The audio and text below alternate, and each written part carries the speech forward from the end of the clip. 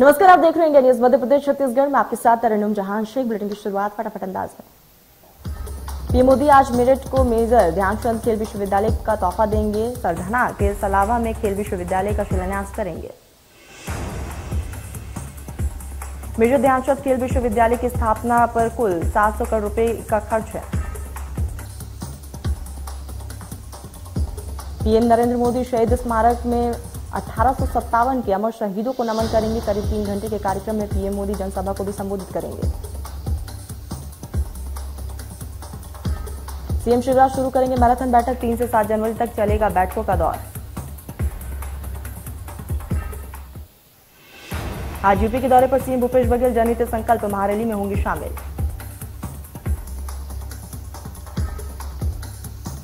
छत्तीसगढ़ में कोरोना विस्फोट। पिछले 24 घंटे में 279 नए संक्रमितों मिले।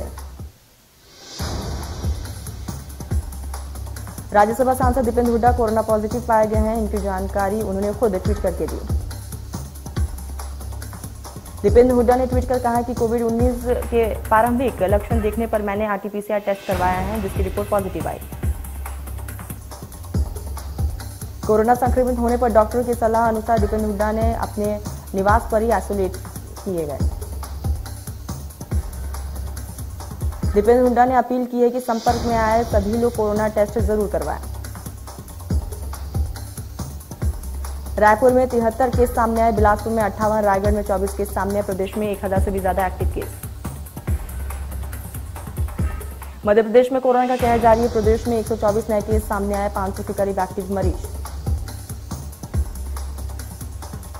मध्य प्रदेश में कल से शुरू होगा बच्चों का टीकाकरण। 15 से 18 साल के बच्चों को लगेगा टीका।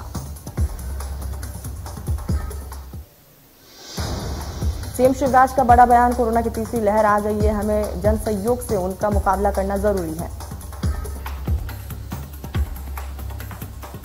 नए साल के आगमन पर सीएम शिवराज ने महाराष्ट्र के शिरडी धाम गए हैं, जहां उन्होंने परिवार के साथ शिरडी वाले साईं बाबा के दर्शन कर उनकी पूजा अर्चना की। इस दौरान सीएम ने सभी प्रदेश और देशवासियों को नववर्ष की हार्दिक शुभकामनाएं दी है। सीएम ने कहा है कि नए साल में नए संकल्प, नए उमंग और नए उत्साह के साथ आत्मनिर्भर मध्य प्रदेश का निर्माण करना है। आवश्यक व्यवस्थाएं बना ली गई है, लेकिन सजग और सतर्क रहने की जरूरत है। कोविड के संक्रमण को रोकने के लिए अनुकूल व्यवहार करना है। प्रधानमंत्री नरेंद्र मोदी ने आत्मनिर्भर भारत का संकल्प लिया है। आत्मनिर्भर भारत के लिए आत्मनिर्भर मध्य प्रदेश का विकसित करना भी जरूरी है।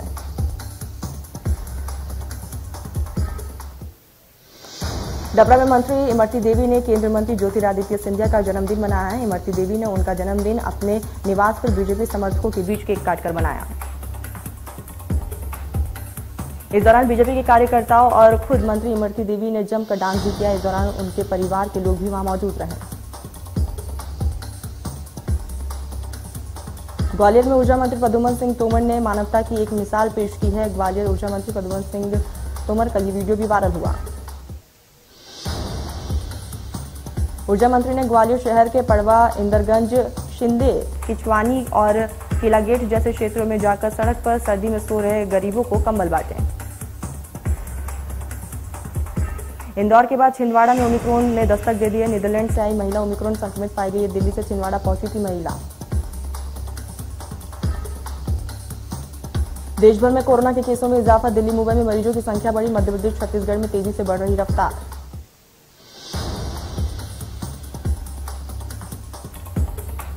माता वैष्णो देवी भवन में भगदड़ से 12 श्रद्धालुओं की मौत। 8 से ज्यादा लोग गंभीर रूप से जख्मी। 13 लोग का इलाज जारी।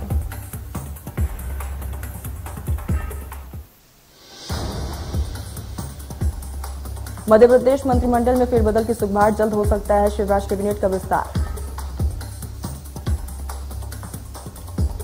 सरकार के कामकाज की समीक्षा करेंगे सीएम। मंत्री और अधिकारी अपने कामकाज की रिपोर्ट कार्ड पेश करेंगे।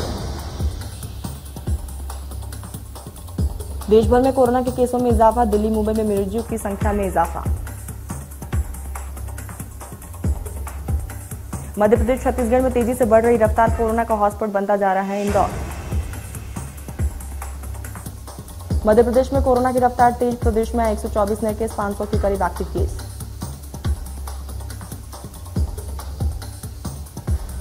नए साल पर सुरक्षा बलों को बड़ी कामयाबी, 9 महिला नक्सली समेत 44 नक्सलियों ने किया सरेंडर। भोपाल के बक्सवैनिया इलाके के अंजलि विहार फेज 1 कॉलोनी में कुत्तों का आतंक देखने को मिला, जहां आवारा कुत्तों ने एक 4 साल की मासूम बच्ची पर हमला कर दिया।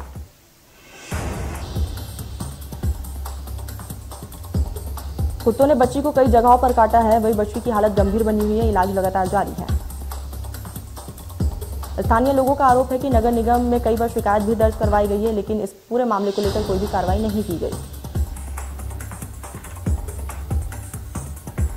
शिक्षा की गुणवत्ता सुधारने के उद्देश्य से महासमुंद प्रशासन ने एक अनोखी पहल की। प्रशासन ने जिले के आईएएस और आईपीएस और राजपत्रित अधिकारियों को स्कूल जाकर बच्चों को पढ़ाने का यहां पर निर्णय लिया। इसी कड़ी में कलेक्टर डोमन सिंह ने आशीबाई कन्या उमाशाला के 12वीं के छात्रों को कॉमर्स पढ़ाया।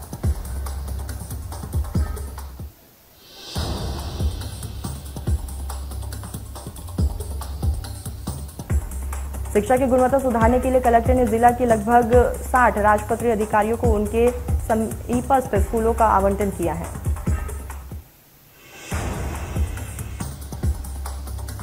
कोरोना काल में पन्ना टाइगर रिजर्व पर सैलानियों के आने पर प्रतिबंध लगाया गया था। कोरोना से राहत मिलते ही वैसे ही सैलानियों ने नए वर्ष की यहां पर शुरुआत की है। 5 जनवरी तक सारी ऑनलाइन बुकिंग्स हो चुकी है। अब जो भी सैलानी टाइगर रिजर्व पहुंच रहे हैं, अब उनको खाली हाथ लौटना पड़ेगा। पन्ना टाइगर रिजर्व के फील्ड डायरेक्टर की माने तो अक्टूबर महीने से रिजर्व में सफारी शुरू हो गई थी और ये सफारी दिन में 3 टाइम होती है। उज्जैन में एक बलून में गैस भरने वाले सिलेंडर में ब्लास्ट हो गया है, जिसके चलते 6 लोग गंभीर रूप से जख्मी हो गए। घायलों में बच्चे भी शामिल हैं। घायलों को उपचार के लिए जिला चिकित्सालय में भर्ती करवाया गया, उपचार जारी। हादसा मनोरंजन के कार्यक्रम सैर सपाटा में हुआ है। सैर सपाटा कार्यक्रम का आयोजन प्रत्येक रविवार को होता है। अलीराजपुर में एक यात्रियों से भरी बस पुल के नीचे जा गिरी, जिसके चलते बस में सवार एक बच्चे समेत 3 लोगों की मौके पर ही मौत हो गई, जबकि महिला पुरुष सहित 28 यात्री घायल हो गए, जिनका इलाज जिला अस्पताल में जारी है।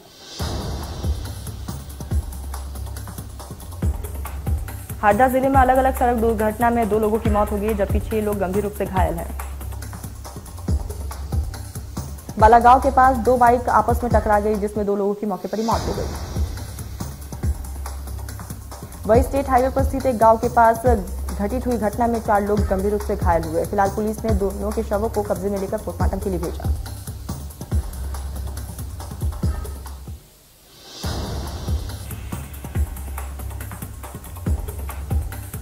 अनूपपुर में खाद्य मंत्री बिसाहूलाल सिंह ने डोंगरा टोला में पुल का निर्माण किया।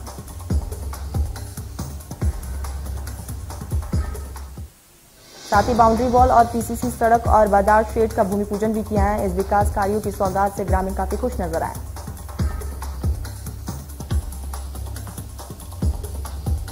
सरगुजा में स्कूल हब इनिशिएटिव और भाषा गणित कौशल अभियान का राज्य स्तरीय शुभारंभ किया गया, जिसमें मुख्य अतिथि के तौर पर शिक्षा मंत्री डॉक्टर प्रेमसाय सिंह टेकराम और स्वास्थ्य मंत्री टीएस सिंहदेव भी शामिल हुए।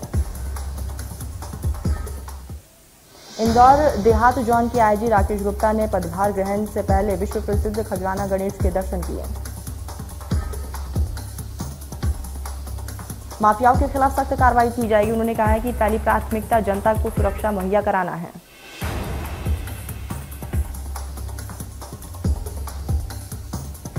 खरगोन में नए साल से पहले ही कपास यानी कि सफेद सोने का भाव ने पूरे सभी रिकॉर्ड तोड़ दिए हैं। प्रदेश की सबसे बड़ी खरगोना कपास मंडी में 10,000 रुपए क्विंटल कपास की नीलामी हुई।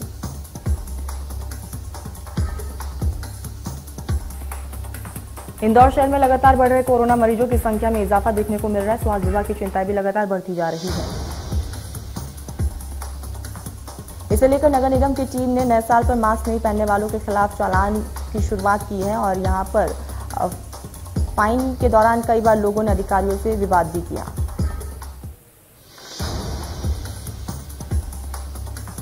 रायगढ़ पुलिस को बड़ी सफलता हाथ लगी है। पुलिस ने 24 घंटे के अंदर जूट मिल में हुई चोरी का खुलासा किया। पुलिस ने 2 आरोपियों को गिरफ्तार किया है। एसपी अभिषेक मीना के निर्देश में पुलिस ने इस कार्रवाई को अंजाम दिया।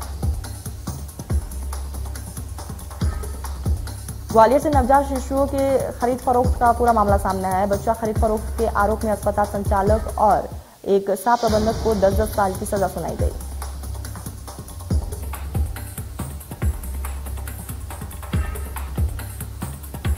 इतना ही नहीं, बच्चा गोद लेने वाली महिला को भी 3 साल की सजा सुनाई गई है और साथ ही 1 लाख रुपए का जुर्माना भी लगाया गया।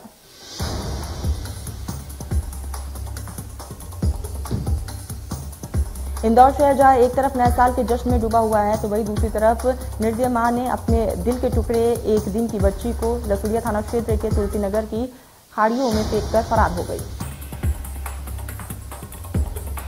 लेकिन आरक्षकों की सूझबूझ के चलते बच्ची की जान बचाई जा चुकी है। जानकारी के मुताबिक लसूड़िया थाना क्षेत्र के तुलसी नगर के पास झाड़ियों में 1 दिन की नवजात बच्ची के रोने की आवाज सुनाई दी।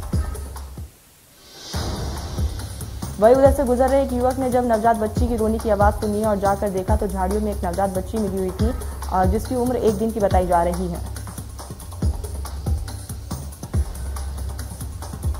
दमोह में वीरांगना रानी दुर्गावती के जीवन पर आधारित एक डॉक्यूमेंट्री फिल्म की शूटिंग उनकी कर्मभूमि सिंगौरगढ़ के किले में जल्द ही शुरू होने वाली है।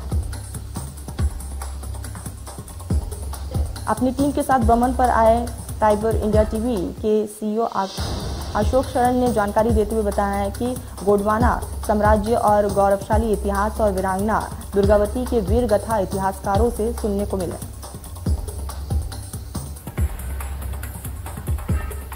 दिल्ली का एयर क्वालिटी इंडेक्स खराब होता जा रहा है, जहां एयर क्वालिटी इंडेक्स 371 दर्ज किए गए।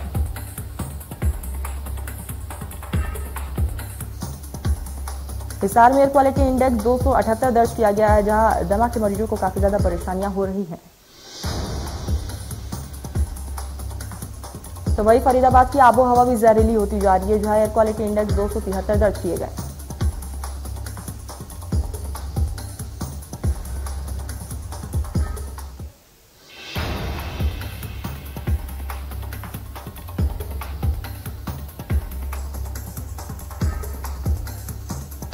गुरुग्राम में भी एक्यूआई लेवल खराब है, जहां एयर क्वालिटी इंडेक्स 232 दर्ज किया गया।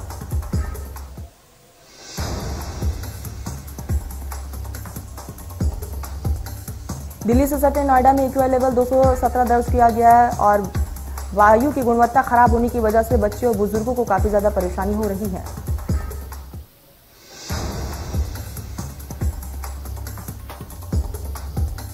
देश की राजधानी दिल्ली में बीते गुरुवार से शीतलहर का प्रकोप लगातार बढ़ता जा रहा है। वहीं 3 जनवरी तक इसके जारी रहने का भी अनुमान लगाया जा रहा है। देश में पिछले 24 घंटे में कोरोना वायरस के 27,443 नए केस सामने आए। एक दिन में 406 लोगों की कोरोना से मौत। महाराष्ट्र में बीते 24 घंटे में कोरोना के 8,067 नए केस सामने आए। 8 मरीजों ने कोरोना से अपनी जान गंवा दी। कर्नाटक में कोरोना के 800 से भी ज्यादा मरीज सामने आए हैं। पिछले 24 घंटे में 8 मरीजों की जान गंवा चुके हैं और एक्टिव केस 8,000 के पार हैं।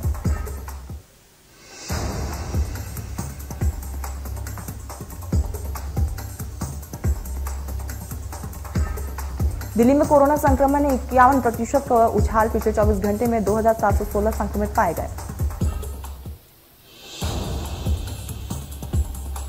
केरल में कोरोना के 2,676 नए केस सामने आए। पिछले 24 घंटे में 353 संक्रमितों की कोरोना से मौत हुई है। एक्टिव केस की संख्या 20,000 के पार है। नोएडा में एक दिन में कोरोना के 135 केस सामने आए हैं। इसके साथ ही सक्रिय मरीजों की संख्या 100 के पार। पंजाब में कोरोना संक्रमण के 216 केस, 30 मरीज रिकवर। एक्टिव केस 760 के पार। हरियाणा में 24 घंटे में कोरोना के 427 केस, एक दिन में 1 मरीज की मौत हुई है। प्रदेश में एक्टिव केस की संख्या 1000 के पार। देश भर में कोरोना के नए वेरिएंट ओमिक्रॉन का खतरा लगातार बढ़ता जा रहा है। प्रदेश में 26 राज्यों में ओमिक्रॉन के मामले 1598।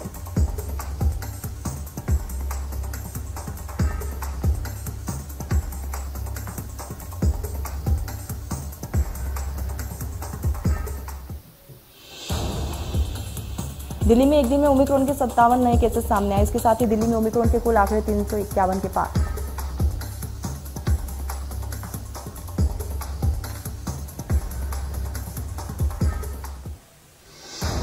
महाराष्ट्र में ओमिक्रॉन के 460 केसेस सामने आए, जिसके बाद राज्य में सख्ती बढ़ा दी गई है। राजस्थान में ओमिक्रॉन के 69 केस सामने आए, जिसके बाद राज्य सरकार अलर्ट मोड पर नजर आई। मध्य प्रदेश में ओमिक्रॉन के 9 केस सामने आए हैं। लोगों से मास्क पहनने की अपील की जा रही है।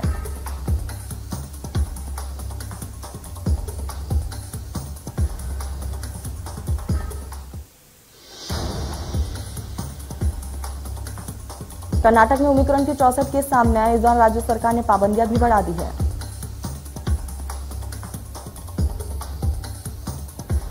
गुजरात में भी ओमिक्रॉन के ग्राफ में इजाफा देखने को मिला, जहां ओमिक्रॉन के 136 केस सामने आए।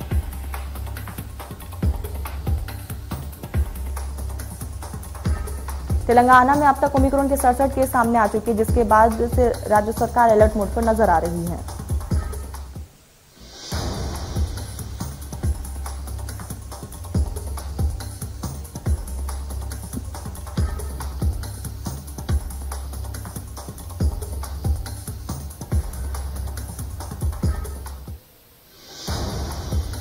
जम्मू कश्मीर के श्रीनगर में सुरक्षा बलों और आतंकियों के बीच मुठभेड़ हुई है। इस दौरान सुरक्षा बलों ने 3 आतंकियों को मार गिराया। वहीं मुठभेड़ में 4 जवान घायल भी हुए।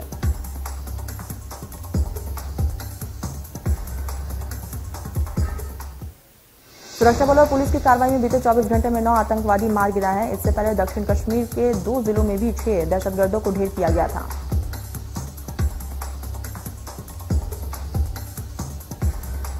पहाड़ों में हो रही बर्फबारी ने सर्दी का सितम बढ़ा दिया है, जहां उत्तर भारत में कड़कड़ाने की ठंड पड़ रही है।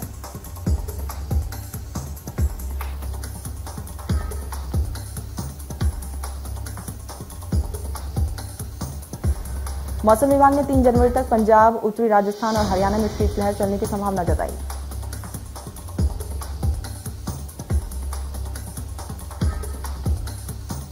दिल्ली, पंजाब और हरियाणा को शीतलहर से नहीं मिल रही राहत। राजधानी दिल्ली में सुबह न्यूनतम तापमान 4 डिग्री दर्ज किया गया।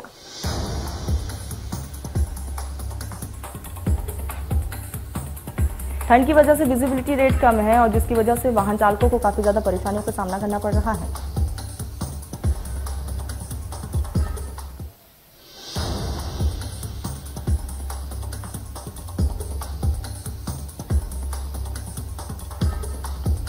बॉक्स ऑफिस पर पिछले हफ्तों से साउथ स्टार अल्लू अर्जुन की action entertainer Pushpa the riser की धूम मची हुई है। फिल्म ने अब तक 47 करोड़ की कमाई की।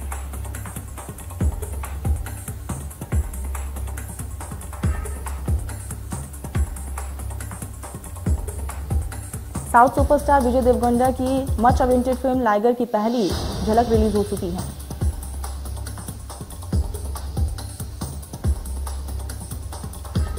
लाइगर में एक बार फिर से विजय एक्शन मोड में नजर आ रहे हैं। पूरी जगन्नाथ ने फिल्म का डायरेक्शन किया है।